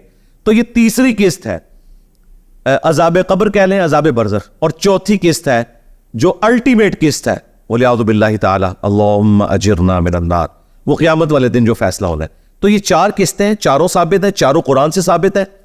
بخاری مسلم میں عذاب قبر کے اوپر احادیث ہے. امام بخاری نے باقاعدہ جب صحیح بخاری کے اندر عذاب قبر سے متعلق احادیث لی ہیں کہ قبر میں سوالات ہوں گے اور اسی طریقے سے گناہگاروں پر عذاب مسلط ہوگا اور نیک لوگوں کے لیے آسانی ہوگی, تو اس کی ہیڈنگ میں انہوں نے آیت کوٹ کی ہے سورۃ المؤمن کی, کہ فرعونی صبح شام آگ پر پیش کیے جاتے ہیں. حالانکہ قیامت تو ابھی نہیں آئی ہے, فرعونی پیش ہو رہے ہیں کیونکہ وہ اپنا عذاب کاٹ رہے ہیں. اس میں صرف ایک ایمبیگوٹی آتی ہے کہ ایک بندہ آج سے 10,000 سال پہلے فوت ہوا, ایک بندہ آج فوت ہو رہا ہے, ہو سکتا ہے 500 سال بعد قیامت آ جائے. اس نے 10,500 سال قبر میں گزارے اور اس نے صرف 500 سال گزارے. نہیں, ایسا نہیں ہے. اس کی وجہ یہ کہ اللہ تعالیٰ ایک ہی جگہ پر مختلف لوگوں پر مختلف حالت طاری کر سکتا ہے, ایک ہی فریم آف ریفرنس کے اندر. دیکھیں, یہ ہمارا خود تجربہ ہے. سخت گرمیوں میں اگر آپ کو ملیریا ہو, 2 رضائیاں بھی اڑا دی جائیں نا, آپ کی ٹھنڈ نہیں ختم ہوتی. بالکل. اور دوسرے لوگ گرمی سے چیخیں مار رہے ہوتے ہیں. ایک ہی جگہ پر 2 مختلف بندوں پر 2 بالکل 180 ڈگری حالتیں دنیا میں ہم نے طاری ہوتے ہوئے دیکھی ہیں. اللہ تعالیٰ چاہے تو کسی شخص کے 500 سال کو اس کے لیے اتنا لمبا کر دے کہ وہ 10,000 سال کے برابر ہو, اس کے اوپر وہ ٹائم اس طریقے سے گزارے. اور آج تو سائنس کی برکت سے ہمارے لیے میتھمیٹیکل ایکویشنز جو آئنسٹائن نے ڈیولپ کر دی تھی, المتوفا 1956 عیسوی, ان کے لیے میں نے بولا تھا الحاج آئنسٹائن بول دیتے, حافظ اللہ بول دیتے اگر وہ زندہ ہوتے. تو آئنسٹائن نے تو یہ مسئلے حل کر دیے کہ کس طریقے سے ٹائم آپ مختلف جگہوں پر مختلف حالتوں میں گزر سکتا ہے. تو اللہ تعالیٰ تو یہ سب کچھ کرنے پر قادر ہے, اور اللہ تعالیٰ کی صفت عدل الحمدللہ جو خود اس نے اپنے اوپر واجب کی ہوئی ہے اس حوالے سے, وہ انشاءاللہ تعالیٰ اسے ایگزیکیوٹ کرے گا. یہ ہماری فیلڈ ہی نہیں ہے, ہم اس کے اوپر اجمالاً ایمان رکھتے ہیں. اور آخری بات یاد رکھیے گا, یہ عذاب قبر یا عذاب برزخ یہ فزیکل ورلڈ کی چیز نہیں ہے. اس کو آپ کیمرے میں ڈیٹیکٹ نہیں کر سکتے, آواز سے سن نہیں سکتے. یہ ہے عالم الغیب کا ایک وعدہ انسانیت کے لیے, اور یہ ہے عالم غائب. ایک ہے عالم, ایک عالم, یعنی یہ غیب کی دنیا ہے, غائب کی. علم الغیب سے تعلق رکھتی ہے چیز. فرشتے ہمارے ساتھ موجود ہیں, بخاری مسلم میں ہے کہ جہاں قرآن کی مجلس ہوتی ہے فرشتے ڈھانپ لیتے ہیں, لیکن آپ ڈیٹیکٹ نہیں کر سکتے. ہمارے ساتھ فرشتے اٹیچ ہیں, یہ ڈیٹیکٹ نہیں ہوتے. اس لیے قرآن میں ہے کہ ان الذین یخشون ربهم بالغیب, جو بن دیکھے اپنے رب سے ڈرتے ہیں ان کے لیے مغفرت اور اجر عظیم ہے. لہٰذا سائنس جو ہے فزیکل ورلڈ سے تعلق رکھتی ہے. The knowledge obtained through observations and experiments. تو آبزرویشن میں فرشتہ نہیں آئے گا, ایکسپیریمنٹ میں بھی نہیں آئے گا. ہاں, کئی ایسی چیزیں جو ہماری آبزرویشن میں نہیں ہے ایکسپیریمنٹ میں آتی ہیں. الیکٹران, الیکٹرو میگنیٹک ویوز, یہ چیزیں ہم نے دیکھی تو نہیں ہیں, لیکن آبزرویشن میں اس طریقے سے نہیں ہے, لیکن انسٹرومنٹ میں ڈیٹیکٹ ہوتی ہیں. لیکن فرشتے اس طرح میں ڈیٹیکٹ نہیں ہوں گے کیونکہ اللہ تعالیٰ نے پردہ رکھا ہے. اسی سے ریلیٹڈ پھر ایک اور چیز, کچھ اور چیزیں بھی انسٹرومنٹ میں ڈیٹیکٹ نہیں ہوتی. اب تو خیر ایسے انسٹرومنٹ آ گئے ہیں جس سے ان کی چال یا ان کا وہاں موجود ہونا, یعنی جنات کا, وہ ثابت ہوا ہے. بہت سارے پروگرامز اس کے اوپر ہو رہے ہیں انٹرنیشنلی بھی, کہ جنات کا وجود اب بھی ہے 21ویں صدی کے اس 2023 کے اندر بھی ہے. یہ لوگ سوال کرتے ہیں. جی ہے وجود. اب جنات والا معاملہ بھی یہی ہے کہ اگر وہ کوئی ایسا چڑیلوں کا بھی ان کی فیمیلز ہوتی ہیں, فیمیلز ہوتی ہیں تو وہ چڑیلیں ہوتی ہیں, ناراض پریاں نہیں ہوتی ہیں. ناراض نہ ہو جائے نا سر, رشتوں کا اگر کوئی جینڈر ہوتا تو پریاں ہوتی, چڑیلیں ہی ہوتی ہے زیادہ تر سر. تو لیکن جنات کے اندر بھی اہل ایمان بھی ہے, ان کی جو فیمیلز ہیں ان کو آپ پریاں کہہ سکتے ہیں, باقی میجورٹی ان کے اندر باغی ہیں. جنات کا جو معاملہ ہے نا جی, اگر وہ خود کوئی سگنل دے دے, انسانی شکل میں بھی آ سکتے ہیں, اسی طریقے سے کسی جانور کی شکل میں بھی آ سکتے ہیں. یہ تو احادیث موجود ہے بخاری مسلم میں. جب تک وہ خود سگنل نہ دے آپ اس کو اس طریقے سے ڈیٹیکٹ نہیں کر سکتے. وہ میں دیکھتا رہتا ہوں پروگرام, الیکٹرو میگنیٹک ویوز کے ذریعے وہ اس کو ڈیٹیکٹ کرتے ہیں کہ جی یہاں پہ کچھ ہوا. وہ جنات کے اثرات کی وجہ سے ہو سکتا ہے کہ ایسا ہو. باقی فی نفسی جن کو ڈیٹیکٹ کرنا ابھی تک ہمارے علم میں تو کوئی ایسی چیز نہیں آئی ہے. باقی چونکہ قرآن و سنت نے اس کے حوالے سے کوئی اس طرح کی گائیڈ لائنز ہمیں نہیں دی ہیں کہ یہ کوئی غائب سے تعلق رکھتی ہیں چیزیں.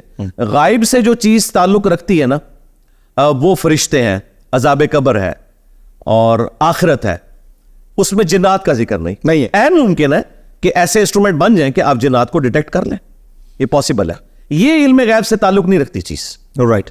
بہت سارے واقعات میرے ساتھ بھی ہو چکے ہیں. کبھی انشاءاللہ نشست نیکسٹ رہی تو میں اس کے اوپر اسپیشلی آپ کے ساتھ ڈسکس کروں گا کہ میرے ساتھ جو ہیپننگ ہوئی ہے, کیونکہ کچھ ہانٹیڈ پلیسز ہوتی ہیں, وہ میں آپ کے ساتھ کبھی ضرور شیئر کروں. آپ سے جو کچھ ہو وہ تم نے ٹی وی میں دیکھا تھا. سر وہ جنات نہیں تھے, خلائی مخلوق تھی کوئی.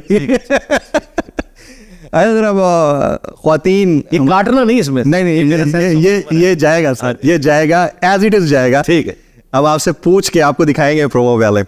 اچھا جی, طلاق کی شرح میں مسلسل اضافہ ہو رہا ہے پاکستان. جی, اور اب اس حد تک ہو گیا کہ بچیاں جاتی ہیں شادی کے لیے تو وہ ظاہر ہے مردوں کا بھی عمل ٹھیک نہیں ہوگا, کہیں نہ کہیں ان کی بھی غلطی کمی کوتاہی ہوگی, لیکن ایک فیشن بن چکا ہے کہ ڈیورس ہو گئی ہے تو اس کو بڑا فخر سے پیش کیا جاتا ہے, میں تو جان چھڑا. یہ کس طرح کا بیہیویئر, شریعت کیا کہتی ہے اس سے؟ دیکھیں جی, شریعت تو یہ کہتی ہے, ابو داؤد میں حدیث ہے کہ حلال چیزوں میں اللہ تعالیٰ کو سب سے ناپسند طلاق ہے. حلال اس لیے کہ بعض کا جینوئن ضرورت ہو جاتی ہے, یعنی مرد جو ہے بالکل ظالم ہے. طلاق اتنا سینسٹیو ایشو ہے کہ صحیح مسلم میں حدیث ہے کہ شام کے وقت شیطان جو ہے وہ روزانہ میٹنگ کال کرتا ہے اور اس کا تخت پانیوں پہ لگا ہوا ہے, جو بعض ماڈرن اسکالرز نے کہا کہ عین ممکن ہے یہ برمودا ٹرائنگل پہ لگا ہو. بہرحال وہ اپنے سارے چیلوں کو اکٹھا کرتا ہے, وہ اسے رپورٹ دیتے ہیں. کوئی کہتا ہے آج میں نے فلاں شخص سے چوری کروائی, فلاں سے بدکاری کروائی. شیطان کسی کے گناہ کے اوپر خوشی کا اظہار نہیں کرتا. جب ایک چیلا اسے آگے بتاتا ہے آج میں نے میاں بیوی کے درمیان علیحدگی کروا دی, وہ اسے گلے لگا کے ملتا ہے کہ اصل کام تو نے کیا ہے, کیونکہ یہ خاندانی نظام تو میاں بیوی کے رشتے کے اوپر ڈیپینڈنٹ ہے. یہ بریک ہوگا تو پھر اولاد بھی جو ہے وہ معاشرے کے لیے ناسور بن جائے گی. تو اسلام میں طلاق تو آخری درجے تک اوائڈ کی گئی ہے جی. بخاری مسلم میں حدیث ہے کہ عورت ٹیڑھی پسلی سے پیدا ہوئی ہے. یہ اس کے لیے نیگیٹو بات نہیں ہے, بلکہ بلٹ ان اس کی کمزوری بتائی گئی ہے. اس سے نفع حاصل کرو, اس سے سیدھا کرنے کی کوشش نہ کرو. سیدھا کرتے ہوئے اسے توڑ بیٹھو گے اور اسے توڑنا, اسے طلاق دینا. مسلم شریف میں حدیث ہے کوئی بھی مومن اپنی مومنہ بیوی سے بغض نہ رکھے. بخاری مسلم میں حدیث ہے میں اپنی وفات کے بعد سب سے بڑی آزمائش تمہارے لیے تمہاری بیویاں چھوڑ کے جا رہا ہوں, تمہاری عورتیں ہیں, ان کے ساتھ اس نے سلوک کرنا ہے. حتیٰ کہ بخاری مسلم میں ایک سفر میں نبی الاسلام عورتوں کا جو قافلہ تھا وہ اس کو جو ہانک رہا تھا نا, اس کو آپ نے فرمایا کہ آہستہ ہانکو, شیشیاں ہیں کہ ٹوٹ نہ جائے. اللہ, یعنی اتنی رسپیکٹ والا معاملہ. خود نبی الاسلام بیٹیوں والے تھے جی, سیدھی سی بات ہے. تو طلاق آخری درجے میں اوائڈ ہونی چاہیے. یہ معاشرے میں طلاق ہو رہی ہے, اس کی سب سے بڑی ریزن جو ہے ہماری معاشرتی اقدار کا ٹوٹ جانا ہے, پلس میڈیا جس طریقے سے گلیمرائز کر کے میاں بیوی کے رشتے کو پیش کرتا ہے. بیوی بھی سمجھتی ہے کہ جاتے ہی میں نے جو ہے پتہ نہیں فلاں گاڑی کے اندر جا کے بیٹھ جانا ہے اور فلاں بنگلہ میرا انتظار کر رہا ہے. اسے تو نہیں پتا کہ ساس انتظار کر رہی ہے, اگرچہ وہ اس کی سگی خالہ ہی کیوں نہ ہو. شادی سے پہلے تو وہ خالہ اپنے خاوند سے لڑ رہی ہوتی ہے اپنی بھانجیوں اور بھتیجوں کے پیچھے, اور شادی کے بعد انہی عورتوں کو وہ غلام بنا لیتی ہیں اور اکثر علیحدگیاں ہو جاتی ہیں. دوسری بڑی ریزن جو ہے وہ اکانومی ہے جی, سیدھی سی بات. جب گھر میں پیسہ نہیں ہوگا نا تو لڑائی جھگڑے ہوں گے. آپ نے تیسری ریزن کے اوپر روشنی ڈالی سر, وہ بھی بڑی امپورٹنٹ ہے, اور وہ ہے عشق ممنوع. ہاں, وہاں پہ بھی میں آنے لگا تھا. اس کے بعد اگر کوئی چیز ہے نا تو یاد رکھیں کہ میاں بیوی کے درمیان جو بانڈ ہے نا وہ دو چیزوں کے اوپر ہے, سیکس اور اولاد. کسی ایک معاملے میں بھی کوتاہی ہوگی نا یہ رشتہ کمزور ہو جائے گا. اگر اولاد نہیں ہو رہی ہے پھر بھی میاں بیوی اس مضبوط بانڈ میں نہیں رہتے. اولاد ہو گئی لیکن تربیت کے معاملے میں خامند کو بیوی سے شکایت, بیوی کو خامند سے شکایت. اور دوسرا سیکس جو آپ نے بات کی کہ فری سیکس نہیں ہونا چاہیے. خامند اپنی بیوی کے ساتھ مخلص ہو, بیوی اپنے خامند کے ساتھ مخلص ہو, تو یہ سارے معاملات صحیح چل سکتے ہیں. اچھا, اب معاملہ اس سے بھی ایک نہج آگے بڑھ چکا ہے, ایک لیول آگے ہے. اس کی وجہ یہ ہے کہ پاکستان کے اندر جو ڈرامہ اب اس وقت بن رہا ہے ظاہر ہے اس کا امپیکٹ ہے سوسائٹی کے اوپر, سوشل فیبرک کو تباہ کرنے یا اس کو بنانے میں اس کا پورا ایک کردار ہے. تو ڈرامے کے اندر دکھایا گیا جاتا ہے بھابھی کا دیور کے ساتھ ایکسٹرا میرٹل افیئر, سالی کا بہنوئی کے ساتھ ایکسٹرا میرٹل افیئر, اور اسٹیپ بردر کا اسٹیپ سسٹر کے ساتھ. اور یہ انڈین اور پاکستانی ڈراماز میں اب آرام سے دکھایا جاتا ہے, اور اس کو ہم نے ایز اے سوسائٹی ایسے ایکسیپٹ کرنا شروع کر دیا ہے جیسے ہماری سوسائٹی کا حصہ ہے. نہیں یہ یور کامنٹ آن دس. میں اس میں یہ کامنٹ کروں گا کہ کئی اکا دکا واقعات اس طرح کے رپورٹ ہوتے ہیں, ان کے اوپر پورے ڈرامے بنا کے لوگوں کو ایجوکیٹ کرنا یہ بڑے ظلم والی بات ہے. میں تو کہتا ہوں ان چیزوں کو ڈسکس بھی نہیں کرنا چاہیے اس حوالے سے کہ آپ اسے اتنا کر کے پریزنٹ کریں. جس طرح ہمارے بعض صحافی حضرات ہیں, کوئی یونیورسٹی میں کوئی چھوٹا سا واقعہ رپورٹ ہوا کسی معاملے کے اندر, پکڑ کے اسے میڈیا میں لے آتے ہیں اور پورے ملک کے اندر ایک فضا قائم ہو جاتی ہے. یہ کوئی خدمت نہیں اس معاشرے کی.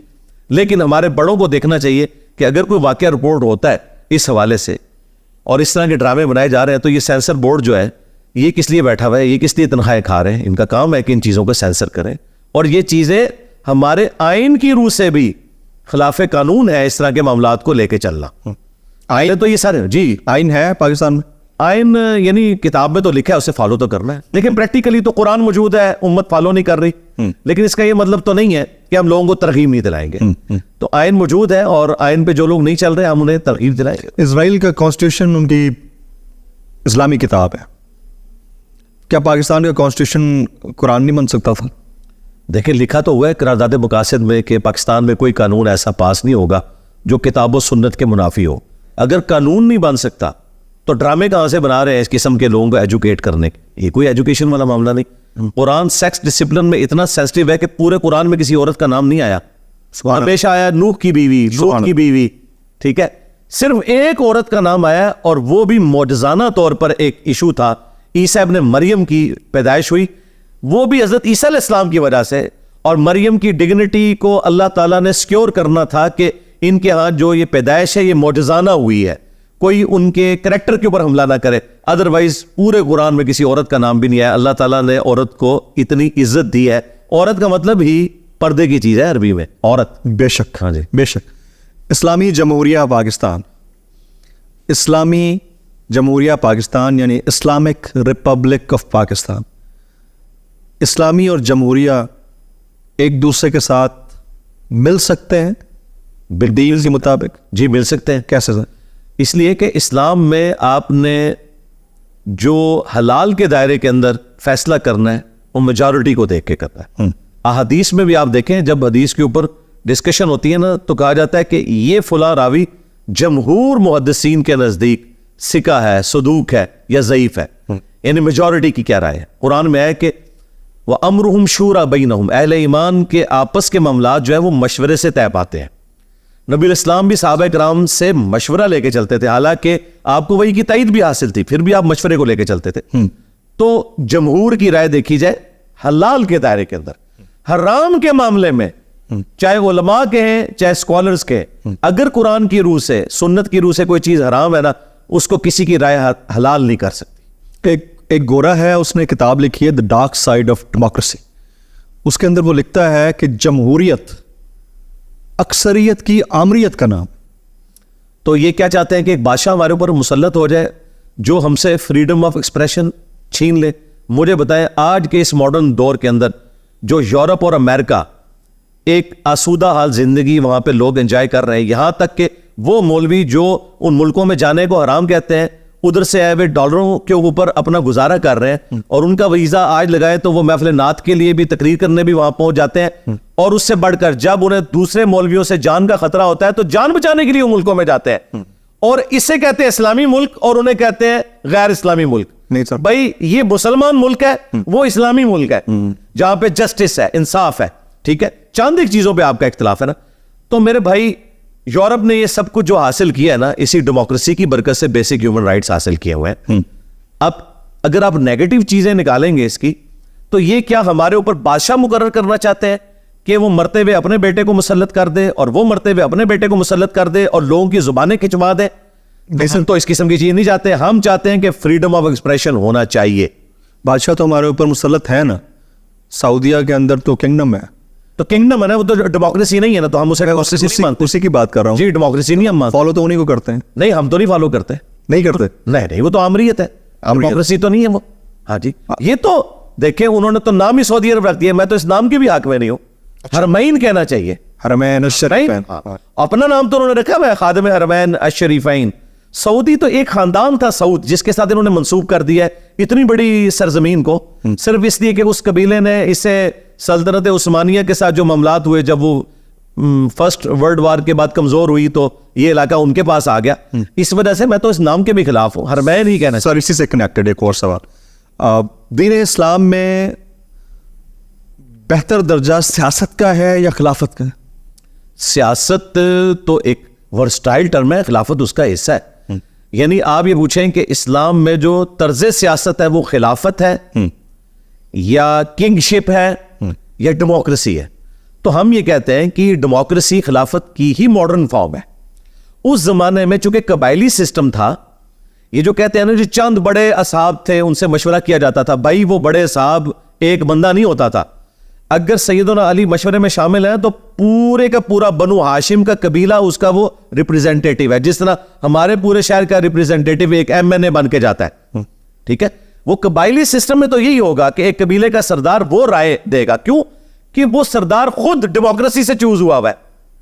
وہ اس طرح چوز نہیں ہوا کہ باپ کے بعد بیٹا اور بیٹے کے بعد پھر اس کا بیٹا, اس طرح نہیں ہے. وہ پورے ایک کرائٹیریا سے نکل کے اوپر آیا, تو ظاہر ہے کہ وہ آلریڈی ایک ڈیموکریسی سے اوپر آیا ہوا ہے. یہاں پہ بھی آپ دیکھیں ہمارے MNAs جب جاتے ہیں تو وہ جا کے سلیکٹ کرتے ہیں. باقی ظاہر ہے اس کا ایک جو ڈارک پہلو ہے کہ یہاں پہ ٹرو ڈیموکریسی کبھی آنے ہی نہیں دی, اور اس کی وجہ سے آج ہم یہ خاری کاٹ رہے ہیں. اور جن ملکوں کی ہم مثالیں دیتے تھے وہاں تو میرے بھائی وہاں تو کسی کی ضرورت نہیں, وہاں تو نہ کسی کو آرمی چیف کا نام پتا ہوتا ہے, نہ IG کا نام پتا ہوتا ہے, ٹھیک ہے, نہ انہیں اپنے کسی ایجنسی کے چیف کا نام پتا ہوتا ہے, ایون چیف جسٹس کا نام بھی بڑے کم لوگوں کو پتا ہوتا ہے. اور یہاں جو 9 کا خبر نامہ ہے وہ انہی لوگوں کے گرد گھومتا ہے, عوام کی تو خبریں اینڈ پہ جا کے آتی ہیں. Absolutely. تو یہ ڈیموکریسی جو ہے طرز خلافت, جو سیاست طرز سیاست خلافت والا ہے, ماڈرن دور میں ڈیموکریسی ہی اس کے قریب ہے. لیکن اس سے مراد میں اسلامک ڈیموکریسی, جو ہمارے استاد ڈاکٹر اسرار صاحب کہتے تھے کہ حلال کے دائرے کے اندر, حرام کے معاملے میں آپ نے ڈیموکریٹک ویلیوز کے اعتبار سے اس کو نہیں دیکھنا بلکہ قرآن و سنت کو دیکھنا ہے. ہاں اس کو میں مثال سے کہتا ہوں کہ ہم نے افطار پروگرام رکھا سر, تو یہ حلال کام ہے. اب افطار کے اندر کھجور سرو ہوگی, جامع شیری ہوگا, روح افزا ہوگا یا سادہ پانی ہوگا, اس میں ڈیموکریسی ہوگی. اور نبی الاسلام یہی کرتے تھے کہ بتاؤ میجورٹی کی کیا رائے ہے. جس طرح غزوہ احد میں نبی الاسلام کی اپنی رائے نہیں تھی کہ ہم مدینے سے باہر نکلیں اس طریقے سے, لیکن میجورٹی کی رائے تھی نہیں ہم تو شہید ہونے کے لیے. نبی الاسلام نے ان کی بات مانی, اگرچہ اس کا نقصان اٹھانا پڑا, لیکن بہرحال نبی الاسلام نے جمہور کی رائے کو اہمیت دی. انجینئر صاحب آپ سے متعلق ایک خاص مکتبہ فکر, یہ میرا آخری سوال ہوگا, وہ پروپیگیٹ کرتا ہے. میں لفظ پروپیگیٹ اس لیے استعمال کرتا ہوں کیونکہ میں نے تو آپ کو سنا, مجھے تو ایسا کوئی امپریشن نہیں ملا. وہ یہ کہتے ہیں کہ آپ قادیانیوں کے لیے خاص سمپتی رکھتے ہیں. از دیٹ رائٹلی سو یا واقعی پروپیگیشن ہے آپ کے اگینسٹ؟ میں دنیا کے ہر انسان کے لیے ہمدردی کا جذبہ رکھتا ہوں جتنا مجھے دین نے کہا ہے. مجھے کسی کے عقیدوں سے اختلاف ہو سکتا ہے لیکن اس سے اس کے جینے کا رائٹ تو میں نہیں چھین سکتا. کیا قادیانی پاکستان کے آئین میں پاکستانی نہیں ہے؟ کیا پاکستان کے جھنڈے میں جو سفید رنگ ہے وہ غیر مسلموں کے لیے نہیں ہے؟ قادیانی اس میں تو فال کر رہے ہیں نا. ہاں جو شروع میں اسلام چھوڑ کر قادیانیت میں گئے, شروع میں پاکستان بننے سے پہلے کی بات, ان کے اوپر تو کوئی مرتدین کا حکم لگ سکتا تھا, اور وہ بھی حدود و قیود کے ساتھ ہے, اگر خلافت کا نظام ہو, پورا ایک سسٹم ہو اس کے تحت. آج جو لوگ نسلاً قادیانی ہیں وہ تو نان مسلم ہیں. ہم نے ان کے سامنے اسلام کی دعوت رکھنی ہے تاکہ آپ کو نان مسلم لکھتے نہیں ہیں. وہ نہیں لکھتے, لیکن قانوناً ہم نے ان کو ڈکلیئر کیا ہے, اور ہم شناختی کارڈ میں انہیں مسلمان نہیں ڈکلیئر کرتے, اس لیے تو وہ حج عمرے کے لیے نہیں جا سکتے. کوئی ایک آدھ بندہ جھوٹ لکھ کے چلا جاتا ہے تو اس کا مطلب ہے کہ اس نے خود ہی اپنے آپ کو ڈکلیئر کر دیا کہ اس کا اس سے تعلق نہیں. اگر وہ ایفیڈیوٹ بھر دیتا ہے کہ میں غلام احمد قادیانی کو دجال مانتا ہوں, اسے پیغمبر نہیں مانتا, تو وہ اپنی قادیانیت کی روح سے بھی کافر ہو چکا ہے. ٹھیک ہے, کیونکہ جس شخص کو وہ پیغمبر کلیم کیے ہوئے ہیں اس کا وہ خود انکار کر دے تو وہ اس سے تو نکل گئے نا. تو اگر کوئی اس طرح کر رہا ہے تو ہم اسے کہیں گے پھر دلیری دکھاؤ, پھر اب دجال جب لکھ دیا تو مان بھی لو اور اس طرف آ جاؤ. ہم علمی دلائل ان کے سامنے رکھیں گے. قادیانی ہوں, ہندو ہوں, جیوز ہوں, کرسچنز ہوں, سکھ ہوں, میں تمام کے لیے اس اعتبار سے ہمدردی کا جذبہ رکھتا ہوں کہ آپ نے انہیں ہیومن ڈگنیٹی کے اندر تو جینے کا حق دینا ہے نا, ان سے جینے کا حق تو نہیں لینا. رہ گیا ہمارا ان سے علمی اختلاف, وہ ہم کرتے ہیں اور انہیں دعوت دیتے ہیں کہ وہ اسلام کی طرف آئیں, لیکن یہ کہنا کہ ان کو آپ نے قتل کر دینا ہے, دنیا سے ختم کر دینا ہے, تو میں نے اس کے اوپر پھر انہی مکاتب فکر کے لوگوں کو کہا ہے کہ اگر تم ختم نبوت کی کاس کے ساتھ مخلص ہو تو وائی اونلی اینٹی قادیانی, کیوں نہیں ختم نبوت پہ کام کرتے؟ وہ کہتے ہیں ختم نبوت پہ کام کر رہے ہیں. ہم کہتے ہیں ختم نبوت پہ کام یہ ہے کہ تمہاری کتابوں میں جو چشتی رسول اللہ اور اشرف علی تھانوی رسول اللہ اور اس طرح کی گستاخانہ باتیں لکھی ہیں, ان کے خلاف کبھی تم نے دھرنا دیا؟ وہ تو خود پرنٹ کر رہے ہو تم, اسی لاہور شہر سے پبلیکیشنز پرنٹ کر رہے ہیں ان کتابوں کو, جہاں سے دھرنے لے کے نکلتے ہو اور پورے ملک کو بلاک کرتے ہو. ان کے آگے نہیں بولتے کیونکہ وہ تمہارے سرپرست ہیں, تمہیں چندے کھلاتے ہیں, تمہارے پورے کے پورے بزرگوں کا سسٹم کولیپس کر جائے گا اگر تم نے ان کو غلط کہا. تو اس کا مطلب ہے ختم نبوت کے ساتھ تم بھی مخلص نہیں ہو, تم اپنی مرضی کا ختم نبوت مانتے ہو. بس یہ اینٹی قادیانی تحریکیں, ختم نبوت تحریکیں نہیں ہیں. What is the sale of the profit, یہ اس کو ذرا ایکسپلین ضرور کر دیجیے گا. ختم نبوت کا معاملہ بڑا سینسٹیو ہے اور اس کو آپ کیسے ڈیفائن کریں گے اسلام کی روح سے, معاملہ ہے ختم نبوت؟ دیکھیں, ایک لفظ ہے خاتم, ایک ہے خاتم. قرآن میں لفظ خاتم آیا ہے, نبوت کی مہر, سیل آف دا پروفٹ اور اسٹمپ آف دا پروفٹ, یہ دونوں ترجمے درست ہیں. بخاری مسلم میں خاتم کا لفظ آیا. نبی الاسلام نے کہا کہ مجھے اللہ تعالیٰ نے 5 خوبیاں ایسی دی ہیں جو کسی پیغمبر کو نہیں دی. پہلی خوبی, پوری زمین میرے لیے مسجد بنا دی گئی. دوسری خوبی, مال غنیمت میرے لیے حلال کر دیا گیا. تیسری, اللہ تعالیٰ نے 1 مہینے کی مسافت سے میرا روب ڈال دیا ہے اپنے مخالفین کے اوپر. چوتھی چیز, اللہ تعالیٰ نے مجھے پوری انسانیت کے لیے پیغمبر بنایا ہے. پہلے جو پیغمبر آتے تھے وہ قوم اور قبیلوں کے لیے. پانچواں یہ کہ اللہ تعالیٰ نے مجھے شفاعت کا اذن دیا ہے. اور مسلم شریف میں ہے 6ٹھی خوبی کہ میرے اوپر نبوت کو ختم فرمایا. یہاں پہ مسلم شریف میں خاتم کا لفظ ہے. جو قادیانیوں کی ڈیمانڈ تھی کہ قرآن میں لفظ خاتم ہے, وہ اس کا مہر ترجمہ کرتے ہیں, ہمیں کوئی اختلاف نہیں, لیکن مہر کا وہ معنی لے جو صحابہ کرام نے لیا ہے. وہ کہتے تھے خاتم کا لفظ دکھائے, جی مسلم کے اندر موجود ہے خاتم, سلسلہ نبوت کو ختم فرمانے والے. جو مہر ہے اس کا معنی بھی بالکل درست ہے. نبی الاسلام سیل آف دا پروفٹ ہے. ڈاکخانے میں بھی آپ دیکھیں کسی لفافے کے اوپر مہر لگتی ہے, آپ سیل کر دیا, آپ اس کو آپ کھول نہیں سکتے. یا اگر سٹیمپ لگتی ہے کسی ڈاکومنٹ کے اینڈ کے اوپر اور اس کے بعد جج قلم توڑ دیتا ہے تو پھر اس میں بھی کوئی ورڈ آپ ایڈ نہیں کرتے. نو امینڈمنٹ. جی دونوں باتیں درست ہے اپنی جگہ. نبی الاسلام خاتم بھی ہے, خاتم بھی ہے. سبحان اللہ. اچھا, اور اس کا فہم صحابہ کرام نے لیا ہے اور نبی الاسلام نے اس کو اتنے خوبصورت انداز میں سمجھایا کہ بخاری مسلم میں حدیث ہے کہ میری مثال اور باقی انبیاء کی مثال ایک خوبصورت عمارت کی سی ہے جس میں صرف 1 اینٹ کے لگنے کی جگہ باقی ہے. جو لوگ بھی وہاں سے گزرتے ہیں اس عمارت کی تعریف کرتے ہیں اور ساتھ کہتے ہیں کہ یہ 1 اینٹ لگ جائے نا تو یہ پرفیکٹ ہو جائے گی, اور وہ 1 اینٹ میں ہوں. اب اس سے زیادہ کیسے اور سمجھایا جائے؟ پھر بخاری مسلم میں حدیث ہے قیامت اس وقت تک قائم نہیں ہوگی جب تک کہ 30 جھوٹے دجال نہ پیدا ہو جائے. اور یہی حدیث ابو داؤد ترمذی میں آئی ہے. اس میں الفاظ ہے کہ وہ 30 کے 30 جھوٹے دجال یہ دعویٰ کریں گے کہ وہ اللہ کے پیغمبر ہے.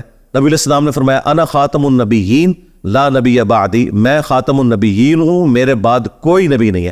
ختم نبوت کا عقیدہ بالکل کرسٹل کلیئر ہے, اور یہ وہ فتنہ ہے جو حضور کی زندگی میں سامنے آ گیا تھا. بخاری مسلم موجود ہے. مسلمہ کذاب نے دعویٰ نبوت کیا. نبی علیہ السلام نے کہا کہ میں نے خواب دیکھی, اور انبیاء کا خواب وحی الہی ہوتا ہے کہ میرے ہاتھ میں 2 سونے کے کنگر ہیں, تو میں بڑا پریشان ہوا, میں نے پھونک ماری تو وہ غائب ہو گئے. تو اس سے میں نے اس کی تعبیر 2 جھوٹے پیغمبروں سے کی ہے, اور وہ نبی اسلام کی زندگی میں ظاہر ہو گئے, مسلمہ کذاب اور اسود. اور مسلمہ کذاب نے تو باقاعدہ ایلچی بھیجا, بخاری مسلم میں آتا ہے. نبی اسلام نے فرمایا کہ اگر یہ نارمز نہ ہوتی ایلچی کو قتل کروانے کی تو میں اسے قتل کروا دیتا. اس نے کہا کہ آپ میرے ساتھ نبوت شیئر کر لیں. تو نبی اسلام نے کہا کہ نبوت میں میرا بھی اختیار نہیں ہے, تو اللہ تعالیٰ کا اختیار ہے. اللہ کو ٹھیک ہے. تو یہ الحمدللہ ختم نبوت کا عقیدہ بالکل کلیئر ہے. قادیانیوں کو جس طریقے سے آپ پھر اس فارمولے کے تحت مرزا غلام احمد قادیانی آپ کی نظر میں دجال ہے؟ جی دجال ہے. جی بالکل دجال ہے, اس میں کوئی شک نہیں. درست ہو. وہ 30 دجالوں میں سے ایک دجال ہے. بہت شکریہ جناب انجینئر مرزا صاحب, آپ نے ہمارے لیے وقت نکالا. آپ سے گزارش ہوگی ایک چھوٹا سا میرے یوٹیوب چینل کو لوگ سبسکرائب کریں اور بیل آئیکن ضرور ہٹ کریں آپ کی محبت کے توسط سے. جی جو یہ کہہ رہے ہیں وہ اب کر گزرے.